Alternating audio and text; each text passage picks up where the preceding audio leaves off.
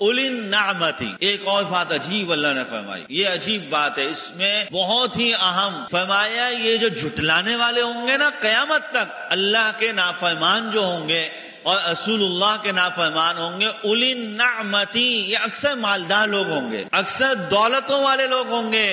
اکثر بڑی بڑی بلڈنگوں والے اور بڑے بڑے کاروبار اور بزنسوں والے, بڑی بڑی وزارتوں اور بڑی بڑی کرسیوں والے لوگ ہوں گے. اولی النعمتی فرمایا وذرنی والمکذبین اولی النعمتی, جو نعمتوں والے اپنے آپ کو کہلاتے ہیں, اپنے آپ کو پڑھا لکھا بتاتے ہیں, اپنے آپ کو جو ہے وہ کیوں اتنا بڑا سمجھتے ہیں, اس لیے کہ